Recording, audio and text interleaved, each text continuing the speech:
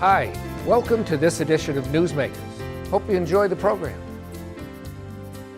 Hi, I'm here today with Robin Currie, Director of the Central Mass Freedom Coalition. And Robin is one of the leaders in Massachusetts and New England in the fight against human trafficking. And you really accomplished so much. We wanted to talk about some of the elements. People, I don't think, are aware that in every community, virtually, unfortunately, people are dealing with this issue or part of being trafficked in one way or another, and people just are oblivious to that in communities. So tell us a little bit more. I know you're doing a lot, for instance, and have done a lot with the hospitality industry. Correct. That's our biggest focus right now, because lots and lots of young girls, young men, and children are trafficked, and they're held in hotel rooms. And we discovered this when we did the 500-mile walk through New England. And people knew it, but when we did the walk, we gathered the data, and we found it was a bigger problem than we thought. So the state of Connecticut decided to regulate the hospitality industry enough that they would train their employees on how to spot human trafficking that was going on right under our noses. And that went through as a state law. It's been very effective. So we brought that law to Worcester as a city ordinance, and we asked that all of the hotels in the area learn how to spot and report potential trafficking cases.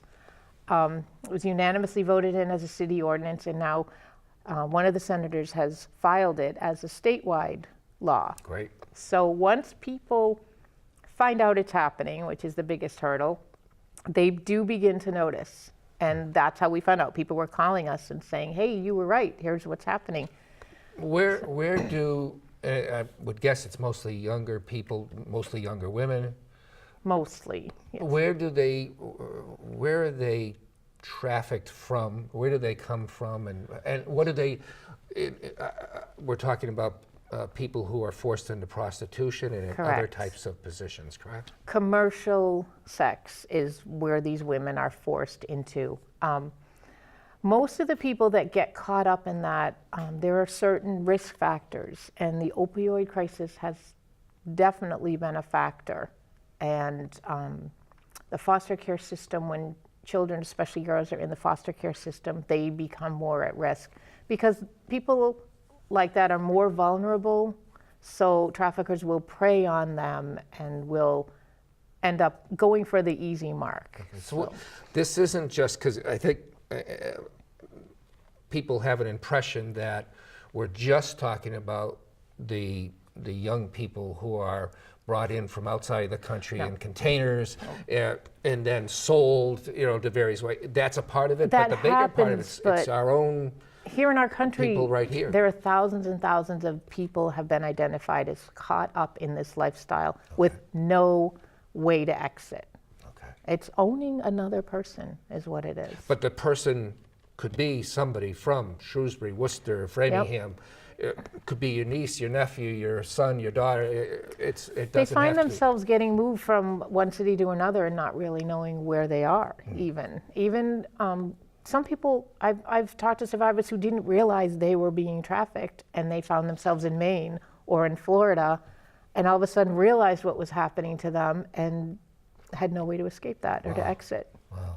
So that is why one of the focuses is on hospitality industry, because they're set up in hotels and motels, and then through various online. Through advertisements online, the people that are going to purchase sex from these people will answer the ads and they'll show up at those places. Okay. So that makes a lot of sense that hotel and motel owners and staff would be in a great position to figure this is going on. They're in the perfect position. And nobody wants to see that happen when you're on staff. And no business owner wants that going on in their business. Sure. So these are legitimate businesses that do a good job. I travel for my job. And once the discovery was made that this was happening, the hospitality industry has wanted to partner with us and wanted to set something up where it would be easy for them to figure this out. So we can go in now and spend an hour and a half or 2 hours training the staff on what to look for and what to do. Wow. And again, I want to emphasize that we're not just talking about people who brought out into the country. This is local young people who are caught up, Right. particularly through drug use, and then they get caught up into something. And if like you this. go on to the Truckers Against Trafficking website, there's a whole list of videos and documentaries that they've made to show people that this is an American crisis. See, and I think people have a different view. They're talking about Right. people brought into the. And so we have to educate people over and over and over, and that's what we do. And it Sure. works.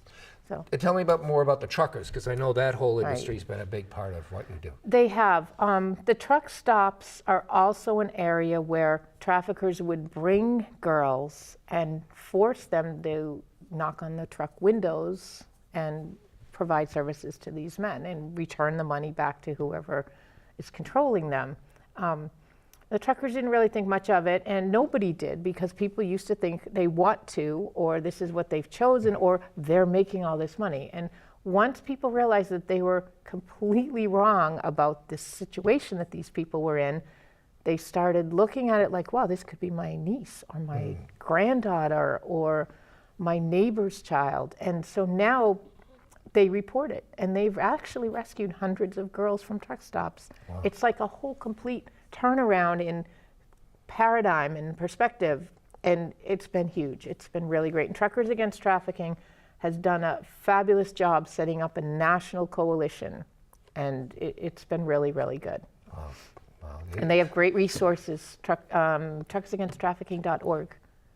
It's interesting to me because I think historically the perspective of prostitutes are people who willingly or because they didn't have a lot of money. I mean, I think of Dolly Parton and Demi Moore in different movies who play, and it's a it's a clean Pretty place, Woman, and everybody's beautiful, everything's happy, and everything's. Right.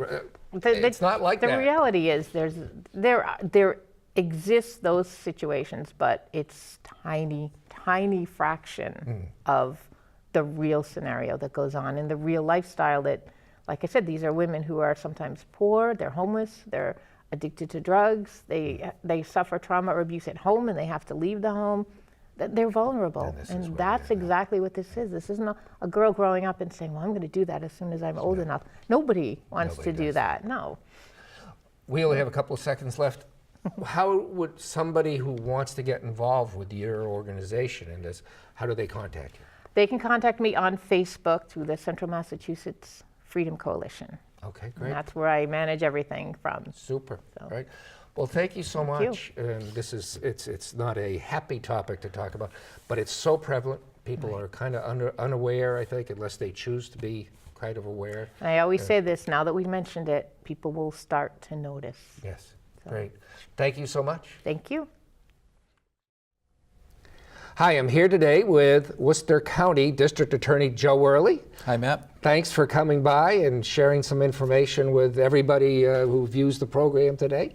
Thank you. Thanks for having us. Not a happy subject that we're getting into necessarily, but one of the first things I wanted to talk to you about was you're doing a lot with alcohol and drug programs, both prevention and how you see, I know constantly in the news is how difficult it is to prosecute for drugs and drug use while driving. So given all that, where do you want to start? Well, yeah, we do have a serious problem. Maybe our biggest social problem right now is opioid addiction. And whether it be prescription pills, whether it be heroin, whatever people are using and abusing, we lost just under, the statistics came out recently, we lost just under 2,000 people last year due to opioid overdoses. It's a 4% drop, but it's still very concerning because we have an increased use of Narcan. Narcan is an antagonist that goes out that the police, that the first responders, the fire, the EMTs use. And basically what it does is the opioid goes into a receptor, it blocks it off or knocks the opioids off the receptor, and they bounce off. So first responders are using it, 2 sprays up the nozzle. And it's actually, it reverses the overdose process, and it gives the EMTs, the police, the fire, opportunity to get the person to a hospital. And so we have an increased use of Narcan. There's an increased awareness about Narcan. So I think while overdose deaths are going down, I mean, Matty Castile, Department of Public Health head over in Worcester, said overdoses continue to go up, but we're saving more lives because of the Narcan. So yes, it is our number one societal concern right now, and we're losing more than 2 people every 3 days in Worcester County. Wow, wow. And you're doing what you can in the way of some education programs. Yes, and I think that's the best part of this. I think this morphine molecule is so powerful that it rewires the brain. The scientists have shown us. So that when a person gets hooked, whether it be through a prescription medication or heroin on the street, you know, because basically it comes from the same molecule, the morphine molecule, what we know is it's so hard to beat it.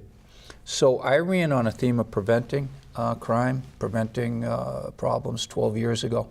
And one of the things that we do is we're in the schools every day. We have an evidence-based program called This Is Not About Drugs. And we've presented in Shrewsbury, presented all throughout the county to 7th and 8th graders. And what they do is they learn something about the morphine molecule and the dangers that it presents.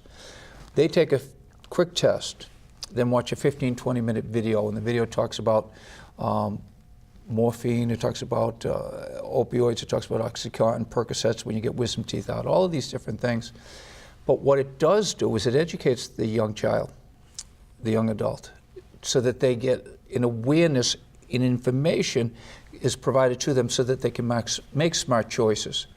And then they take the test again, and you know, the evidence, that's where the evidence-based part comes in, and it shows that we present to 7th and 8th graders and they get an awareness and understanding about the morphine molecule, which we hope helps them immeasurably. And it's one of the programs we present, along with texting and driving, bullying, which is our number one most requested program, sexting, internet predators, safe dating, things.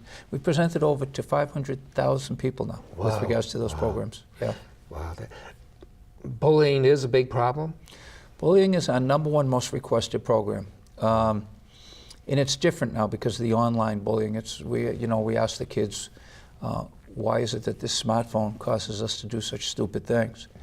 And we try and make them aware of the golden rule, try and personalize it so that we don't have them saying things about people if they wouldn't want it said, for example, about other members of their family or themselves. Golden rule, golden rule, golden rule. Sure. And it seems to sink home because often when we ask a child, why did you do that? And they'll say, well, I thought it was funny. You and I have an interaction, but with the phones down, that's all you see all day is everyone's heads down on the phone. Yeah. They don't see that interaction, and it's caused us a lot of problems. Yeah, that's the anonymity of it in some sense. Yep. It makes it easy. Maybe, I mean, online, as you know, I'm sure people can be so nasty and vicious, and it's like they feel freedom because they're not in front of anybody who's responding to them. Yeah, and there's a danger there. You can tell if I'm happy, you can tell if I'm sad, but online you just don't know, and whether you're being appropriate, inappropriate. And you know, we tell kids if you think there's a problem with what you're sending out, don't send it out. No. You know, wait 24 hours. If you're taking a picture, for example, as well, and you can't put that picture on the refrigerator in your kitchen, don't send it out on the internet, because what we do know is there's no such thing as delete.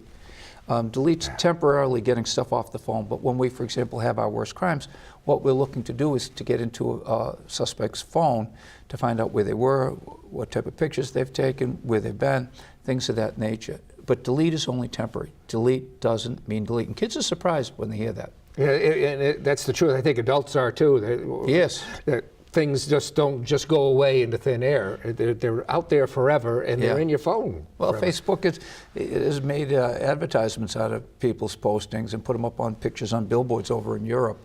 Families were surprised to see their picture up on a billboard. And that's the same goes with sexting. Yeah, sexting, you know, you're going to get gauged and you're going to be measured by what's on your phones. And we tell kids, you should be measured by what's in your heart, not what you put on the phone. You don't want to be denied a government job, a loan, housing, schools, because of what you have on your phone. And more employers and schools are turning to the phones, turning to the social media pages, whether it be Snapchat, Instagram, Facebook, to see what a person is putting, because they feel it's representative of who they are. Sure. And again, a lot of times it isn't. A lot of times, people respond, they take chances. Young people might have impulse control problems. You just got to be so careful. It's interesting as an employer where you would draw that line, though. Yes. It's, so that you best, as you said, if you wouldn't put it up on your refrigerator door, maybe you shouldn't put it up online. No, absolutely not. And we only have about a minute left. Texting, one of my pet peeves. As you go around the roads, which get increasingly scarier to navigate, because you've got people texting on the phone, paying attention to anything except, and then they're aggressive to boot, and then you have more people, having problems with substances too. But texting, how do you? We do a presentation also at the schools, and we show examples of people who've been in accidents. We show serious accidents. We show some videos, and it's not a scared straight type program. It's just to let them know life can change in the blink of an eye. The hardest part of my job is talking to people in pain. And we try and get them to realize we have deaths every year now because of people taking their eyes off the road. And we give them the example. For example, on the highway, it might take you 3.5 to 5 seconds to text something out. You put you down, face down for that amount of time on the highway. You've traveled the length of a football field in 3.5 to 5 seconds. When would you ever drive and close your eyes for 3.5 to 5 seconds? You wouldn't. Yeah. And also, again, golden rule. Would you want someone texting and driving with your family coming in the opposite direction? Yeah. And it's a real problem. It's an epidemic. And that scares the hell out of me. What do we do about it? Can we make a law, pass a law finally that says no texting? And there is a law. It's illegal. And kids under the age of 21, young adults under the age of 21 aren't even supposed to have a phone, any use of the phone, whether it be on the phone or of course texting and driving. And we just bring the awareness in the presentation out there. But we're seeing tragedy after tragedy. I think we even have to do more on the prevention end, and we have to ask ourselves at some point, where does it stop? Where does it stop? Because it's not just kids. No, it's adults too. And we tell the kids to go home and tell their parents, if you love me, Mom, if you love me, Dad, don't text and drive. Well, thank you for sharing some not always upbeat, but the prevention programs are. So I think that's a great thing that you're doing. It is great because juvenile delinquency complaints, by focusing on the juvenile court in Worcester County, they're down by 57%. Working with the police, working with social agencies, Boys and Girls Clubs, YMCAs, Girls Inc., Audubon Society, keeping kids busy 3 to 6 after school, working with all our partners has brought juvenile delinquency complaints down the last 12 years since we've gotten into office. No, that's 57%. Great. That's super. It is. That we're going to talk about, have you back and do another show about just that. Great, love to. Thank you for coming, and we'll be right back. Hi, I'm here today with Robin Currie, author of Pray Without Ceasing. New book, and would love the idea, what we've talked about in the past about what you've got in the book. Tell me a little bit about what Pray Without Ceasing is all about, which would seem to be self-evident in some ways, but tell me more about the book and what prompted you to write it. Pray Without Ceasing is actually a verse from the New Testament in the Thessalonians. And I was inspired to write the book because I've always loved to write. And it was kind of a journey of a bunch of empowerment topics that I decided to write about. I made a list of 24 empowerment topics, and I used scripture as sort of my springboard. But from there, I researched all these topics, and I learned a lot about Eastern philosophy and how there's overlap with Christianity. And I just learned a lot about these 24 topics. And the book ended up being a resource for anybody who either struggles with or wants to learn more about or wants to help somebody with these topics or issues. And they're only positive. I had a list of good topics and negative topics, and I decided to not write any of the negative ones, only the positive ones. Okay, well, for instance, give us an example. What? Okay, so there's a chapter called generosity, and it's all about generosity and what the word means, and I've created an original concept called the 12 restorations, and it's 12 things you can do to develop and exercise your generosity. And not only that, but on each chapter I wrote an original prayer and I wrote a mantra. And the mantras are 5 words or less. So if you take the book today, like I just opened it up, the first chapter obviously is prayer. At the end of the chapter, and they're pretty short, is the daily mantra.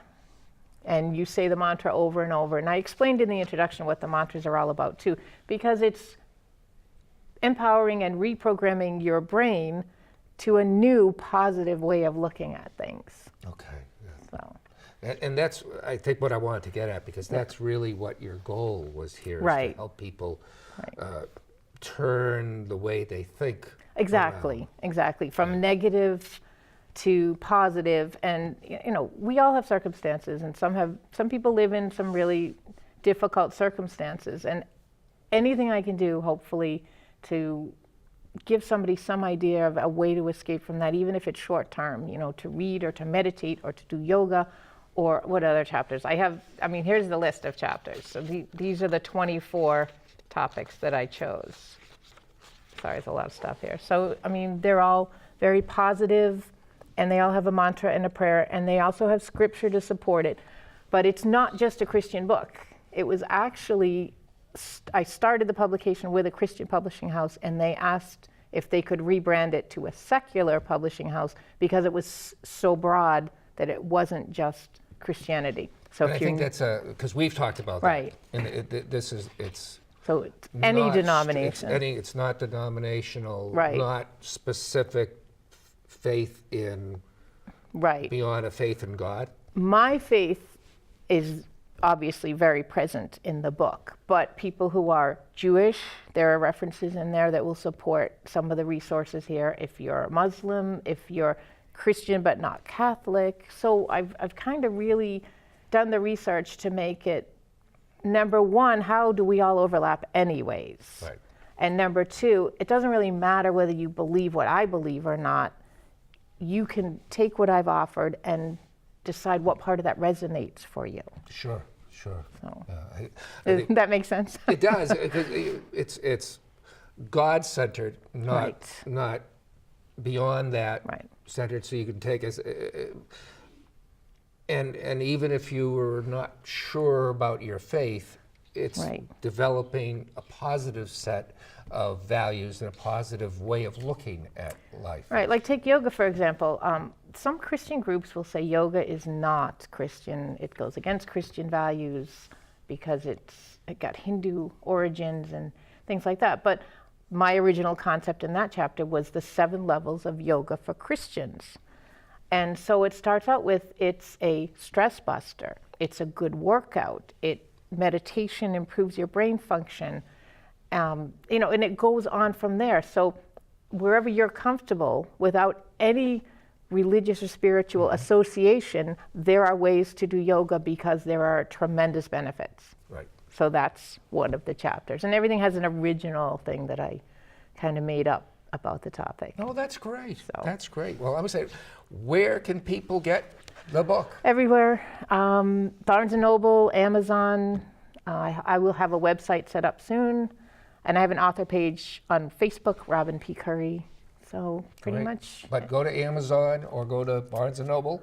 Yeah, pick up the ebook, hardcover, or this is the soft cover. And the artwork, I have to do a shout out. My niece drew this, and these sort of represent the 7 chakras. Oh. So there's a lot of mention and description of the chakras in there, which are being more and more accepted, no matter what faith you have, as a physiological concept. Oh, So that's cool. Candace Currie Myers drew that for me. Great, So, great.